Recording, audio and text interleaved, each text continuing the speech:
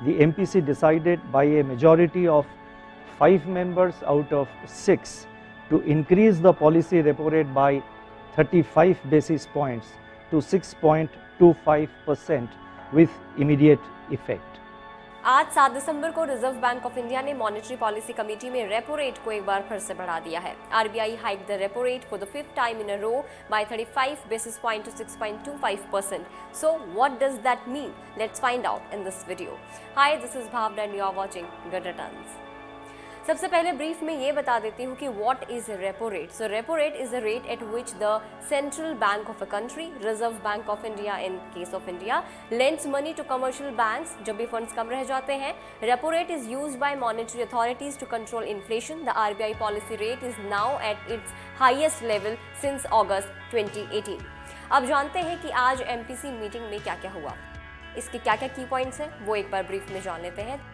तो आज एमपीसी की मीटिंग में 6 में से 4 मेंबर्स अकोमोडेटिव स्टेंस विथड्रॉ करने के फेवर में थे। हेंस आरबीआई का मॉनेटरी पॉलिसी को लेकर विथड्रॉल ऑफ अकोमोडेशन स्टेंस बरकरार है। इसके अलावा इन्फ्लेशन पर भी आरबीआई ने कहा कि इन्फ्लेशन को टारगेट रेंज में रखने के लिए फिलहाल टाइम लगेगा एंड पॉसिबिलिटी है कि ये ऊपर ही रहे। फाइनेंशियल ईयर 2023 के एंड तक यानी मार्च 2023 तक इन्फ्लेशन रेट 4% के ऊपर रह सकती है and the target is to maintain CPI in the band of 2 to 6%. RBI ने ग्रोथ फोरकास्ट को कम कर दिया है। पहले वो 7% था, अब FY 2023 के लिए इसको रिड्यूस करके 6.8% कर दिया गया है। वहीं FY 24 के फर्स्ट क्वार्टर में जीडीपी ग्रोथ का एस्टिमेट 7.2 था, उसे भी 7.1 किया गया है। RBI said that global supply chain में अभी भी चैलेंजेस हैं एंड इसका इम्पैक्ट इंडिया के फूड प्रोडक्ट्स के प्राइसेस पर देखा जा सकता है। वहीं FY 2024 के सेकेंड क्वार्टर में रिटेल इन्फ्लेशन रेट 5.4% प्रिडिक्ट किया गया है। मतलब ये कि FY 2024 तक इन्फ्लेशन टारगेट बैंड में आ सकती है। FY 2023 में इन्फ्लेशन रेट के 6.7% का अनुमान लगाया गया है। थर्ड क्वार्टर में 6.6% को प्रिडिक्ट किया गया है। उसके अलावा फोर्थ क्वार्टर के लिए इसको 5.4% रखा गया है। कुल मिलाकर समझे तो आरबीआई की अनाउंसमेंट इंडिकेट करती है कि FY 2024 तक इन्फ्लेशन कंट्रोल हो सकती है। एक और अनाउंसमेंट करते हुए आरबीआई गवर्नर ने मनी मार्केट का जो टाइम था उसको मॉर्निंग से लेकर 5 बजे शाम तक का कर दिया है।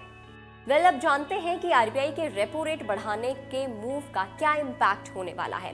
तो सीधे सीधे बैंक्स का lending rates are expected to go up as the cost of funds is expected to rise further, जिसकी वजह से vehicle EMI, home and personal loans will also rise. पूरे साल में आरबीआई ने रेपो रेट्स में 2.25 BPS हाइक किया है।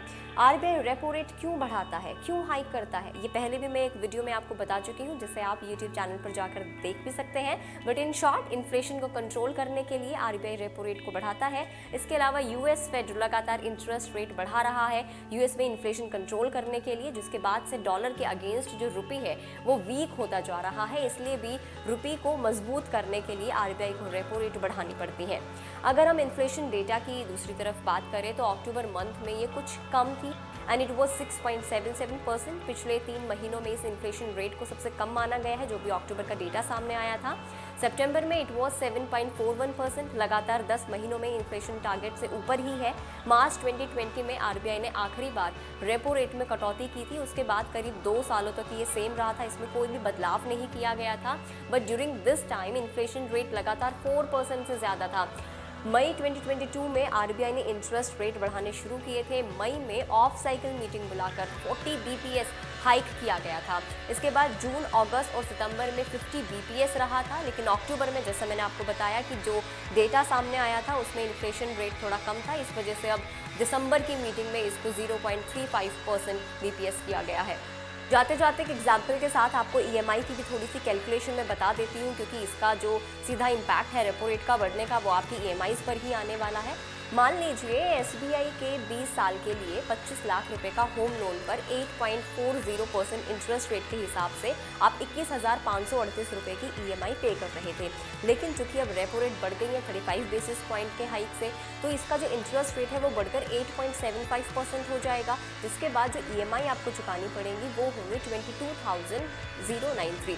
22,093 आपको EMI चुकानी पड़ेंगी, यानी कि 555 रुपये आपकी EMI महंगी हो जाएंगी। और पूरे साल की अगर हम लोग बात कर लें तो ये 6,660 रुपये ज़्यादा EMI आपको पूरे साल में चुकानी होगी। अब नेक्स्ट RBI की जो MPC मीटिंग है वो है 6 से लेकर 8 फरवरी के बीच में। जिस तरीके से एस्टिमेट लगाया गया है कि आने वाले वक्त में इन्फ्लेशन टारगेट बैंड में आ जाएगी, तो पॉसिबिलिटी ये हो सकती है कि आगे रेपो रेट्स में हाइक नहीं किया जाएगा। आपको क्या लगता है, हमें कमेंट करके ज़रूर बताइएगा। That's all in this video. See you in the next video. Bye bye.